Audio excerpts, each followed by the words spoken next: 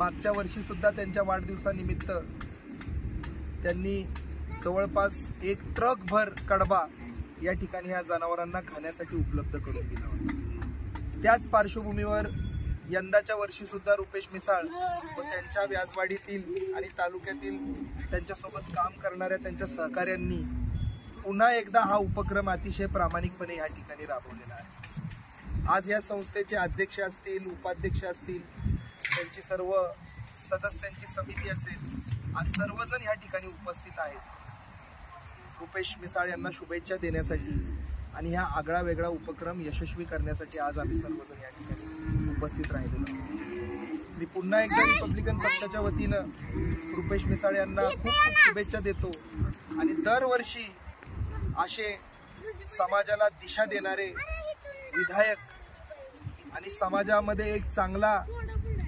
संदेश देणारे उपक्रम त्यांच्या वाढदिवसानिमित्त असे होत राहो आणि अशा अनेक उपक्रमांना त्यांच्यासोबत आम्हाला उपस्थित राहण्याची संधी मिळावी अशी मी पुनश्च एकदा ईश्वरचरणी प्रार्थना करतो आणि त्यांना वाढदिवसाच्या खूप खूप शुभेच्छा देतो आणि माझे 2 शब्द संपवतो। धन्यवाद। गोशाळा पूर्णा मंदिर केळी या ठिकाणी दरवर्षीप्रमाणे ह्याही वर्षी आपण गोमातेला चारा देऊन आपला वाढदिवस हा या ठिकाणी संपन्न करत आहोत। आज या वाढदिवसानिमित्त वेळात वेळ काढून उपस्थित असलेले आमचे जिल्ह्याचे नेते आदरणीय श्री स्वप्नील भाई गायकवाड, तालुक्याचे अध्यक्ष बापू निकाळजे, त्याचबरोबर या संस्थेचे प्रमुख ज्यांनी ही संस्था अक्षरशः आपल्या घराप्रमाणे कुटुंबाप्रमाणे जपलेली आहे, त्या संस्थेमध्ये सातत्याने अविरत काम करणारे विवेक शेठ भिडे, त्याचबरोबर चेअरमन सूरजजी बोरा, उमेशजी मुत्ताल, त्याचबरोबर सर्व कमिटी आणि माझ्यासोबत या ठिकाणी उपस्थित असलेले व्याजवाडी गावातील सर्व ग्रामस्थ, वाई तालुक्यातून आलेले सर्व प्रमुख पदाधिकारी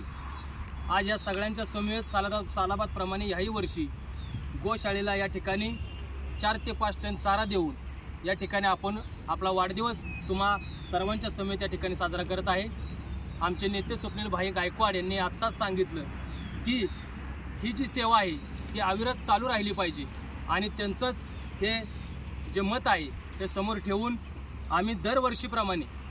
इथून पुढे सुद्धा प्रत्येक वाढदिवसानिमित्त या गोशाळेला जास्तीत जास्त मोठ्या प्रमाणात चारा कशा प्रकारे देण्यात येईल हा प्रयत्न करू आणि या चाऱ्यासाठी जे कोणी शेतकरी आहेत त्या शेतकऱ्यांनी सांगितले की आमचं नाव कुठे घेऊ नका, त्या शेतकऱ्यांचाही मी मनापासून आभार मानतो आणि या ठिकाणी आलेल्या सर्वांचेच मनापासून आभार मानतो आणि या ठिकाणी मी थांबतो।